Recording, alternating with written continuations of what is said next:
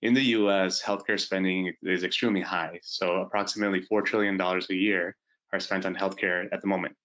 That's one in $5 of spending within the country. So 20% of every single paycheck goes towards healthcare, which is an absurd amount to think about. And what's even more worrisome is that one out of those $4 is wasted. Welcome, listeners. It is my privilege today to welcome Dr. Adnaan Sheriff. Dr. Sheriff comes to us from Amherst Medical Associates outside of Buffalo, New York. He received his medical degree from Philadelphia College of Osteopathic Medicine in 2014, and in 2017 completed his residency in family medicine and osteopathic manipulative treatment at Sisters of Charity Hospital in Buffalo. He is currently board certified by the American Osteopathic Board of Family Physicians. Welcome to the podcast, Dr. Sheriff. Thanks for joining us. Thanks for having me. It's a pleasure to be here. So today we're very excited because you kind of chose a hybrid question. Before every episode, we share 3 questions with our guests, and we're excited to dive into this one because it's a little bit different. What is something you have learned that has been so helpful and something that has gone so badly? So that's a great question, and I think the overarching theme I'm going to try and at least tell our listeners about is how they are the owners of their medical records, and it's important for them to really keep track of those records because it dictates where their care goes down the line. And the goal here is with patients, we want to reduce their burden at the end of the day, and so really owning their healthcare records can reduce that burden long stream because it prevents unnecessary testing. So it's kind of the backstory to this, and in this day and age, I think everyone has had some experience with medical bills and the nuances of them. And so my goal here is to really help patients understand what they can do ahead of time to prevent issues downstream. So going back to your question here, something that has gone really well in the past couple of years here. Recently, I had a patient. He was 88 years old, and all of a sudden he started to develop fluid buildup in his right lung. And we're trying to figure out what was going on. He was going to the pulmonologist. Pulmonologist kept draining the fluid, which is appropriate to try and relieve the patient's symptoms. At some point, he had a CAT scan done. Now, the patient was in between follow-ups with the pulmonologist, so hadn't had a chance to see that CAT scan result yet. And he actually came to me in between, trying to make sure that the treatment plan was going okay. And we often get that in primary care. Patients will check in with us to make sure that they're doing the right thing. And so I went over his CAT scan. I said, you know what, on your CAT scan, on both sides, they are these calcifications or hardened plaques, as we call them. And that usually is a sign of mesothelioma. And so I mentioned this to him, and I said, next time you go see your pulmonologist, bring this up with them and figure out, what's going on here. So long story short, he had multiple series of the fluid being removed. And ultimately, he actually next week now, he's going for a procedure to end up having a biopsy of this. But at the same time, going back to the patient record theme here, he had not seen the report of his CAT scan until he came to me. I actually did not even have it in my chart at that moment. Luckily, in Western New York, we have a repository of healthcare data called HealthyLink. And so I was able to pull it from there and bring that up ahead of time. So I think it saved him time at the end of the day because he may have just been going to get the fluid removed to help his symptoms, but there was something else going on, underneath. And so that's just a recent example, of what's been going on here. So hopefully his outcome will be good downstream. But that's something that I hope goes well for him. But again, patients, if they had the records ahead of time, they'd be able to, kind of touch base with someone who may understand the records better than they could and help direct their treatment that way. So my hope is that obviously this helps them out long term for sure. Let me ask a question. So yeah. I had, I don't even know what I did, but I ended up in the emergency room. I hurt my foot, ended up with an x-ray there. Long story short, I ended up at an orthopedic and they wanted to take an x-ray. And I said, hold please. I have had one done recently. Yeah. They were able, like you said, to go in and kind of look that up. When I go someplace for testing, I have found that they'll often say, is there anyone else that you want to send it to?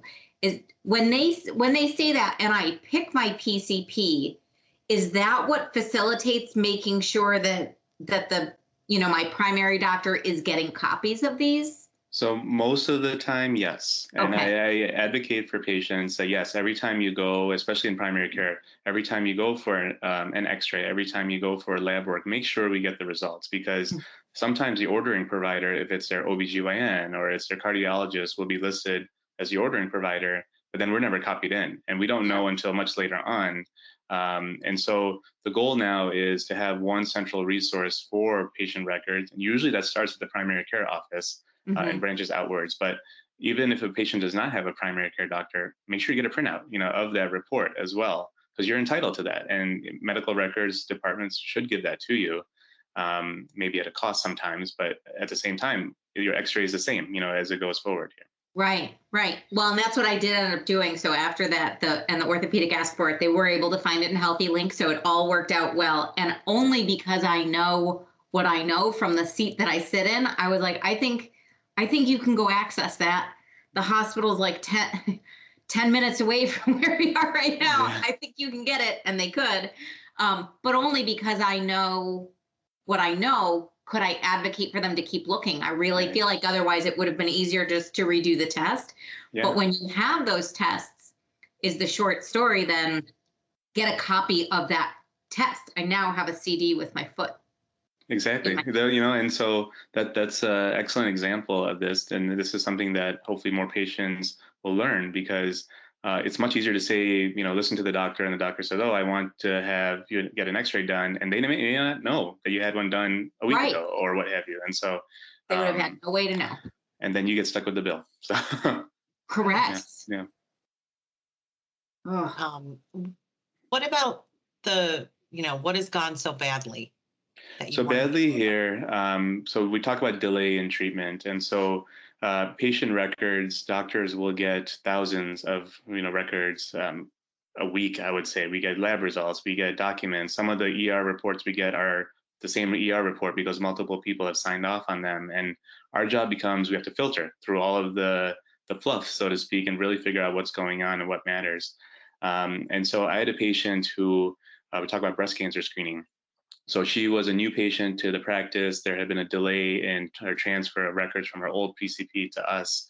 And it actually been a couple of years since she had had an annual physical. And we were catching up on her care, went over her mammogram. And I said, there was a spot on your last mammogram. And she said, I thought the doctor mentioned that, but there was no follow up, at all to that. And then again, she had a lapse in her care.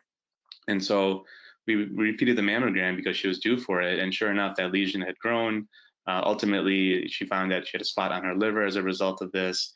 And I think that really could have been avoided ahead of time had that been explained to her and said you need immediate follow up, as opposed to it was done and then there really was no acute follow up there. And unfortunately, that's a really common situation where little things get missed sometimes, or even if a patient switches a doctor, they may not have their old record, so then there's a delay in treatment there.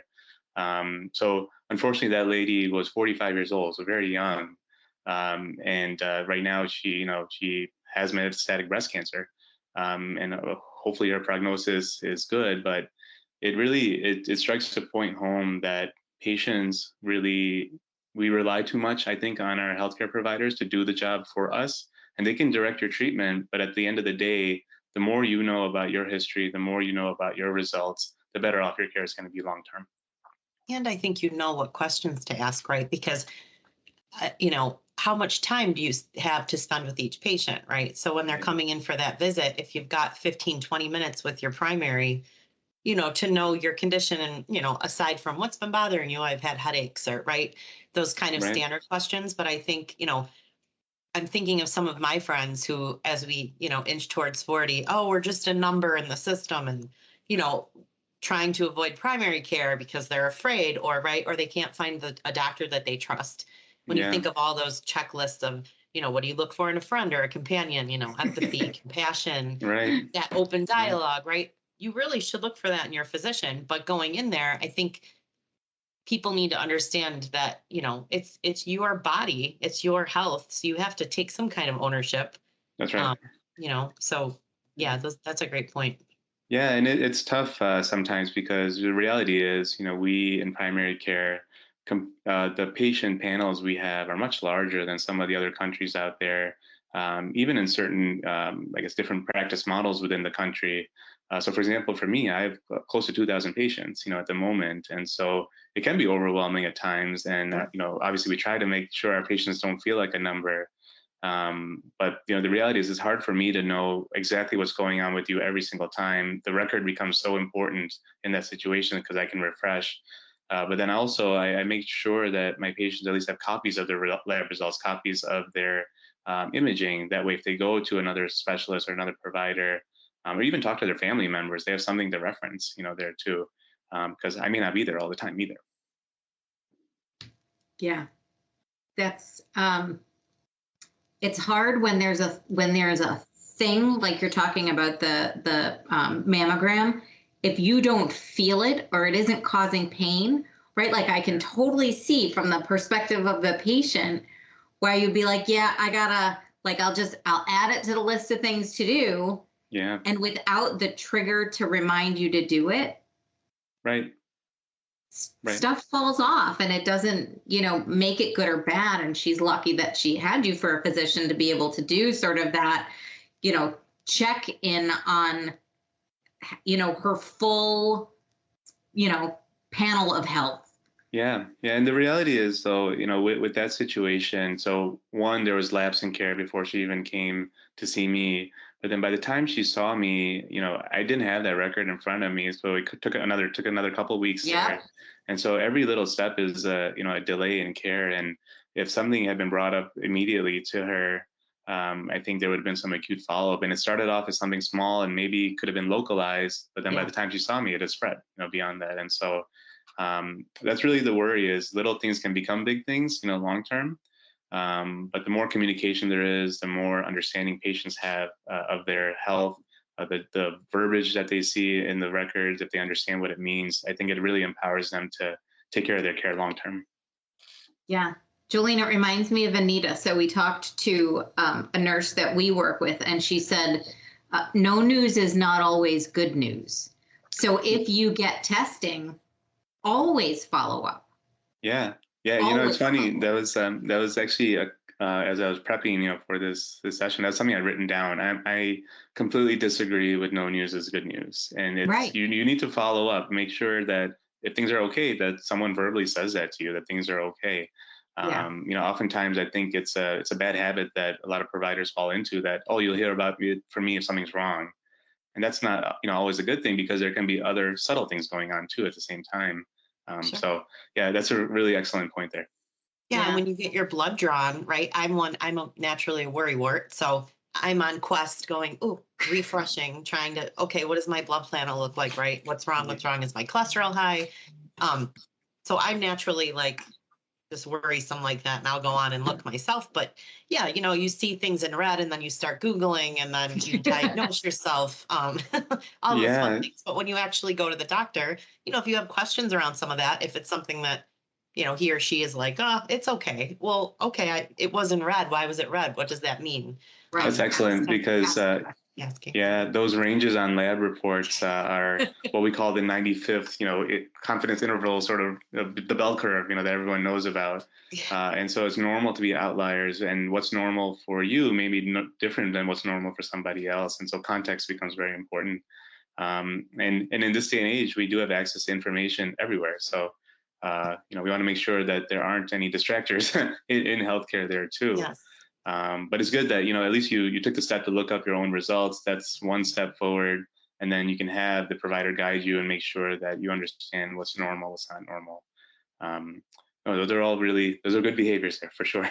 All right. Woo. Good. Yeah, less WebMD and more call my doctor. Exactly. That's good. I went into urgent care and I told the doctor there that I had my WebMD and then I had frostnip. I said, I diagnosed myself based on some Google. I almost fell over in laughter. But yeah, it definitely, Google is dangerous, but very dangerous. It can be a good thing and bad thing, but it's I think everyone wants immediate answers now, and I think our patience is wearing thin as a society there for sure. Yes. Yeah. Good stuff. Well, thank you so much, Dr. Sheriff. This is amazing. Of course, of course. And the goal here, obviously, we want to empower patients, but I think when it comes to something that can be so expensive, such as healthcare, it really becomes important to understand how to be a good consumer, of healthcare long term, and so Agreed. that's really the gist behind all of this for sure. Agreed. Absolutely. This podcast is brought to you by Nova Healthcare Administrators. Why did they let us do this? Because at the end of every day, every Nova associate is driven to do what is right. We want what's best for our clients and their members, and we do a great job sharing what we learn with each other. Between our colleagues and business partners, we know a lot of kind, smart, and thoughtful people who we convince to share their tips with you.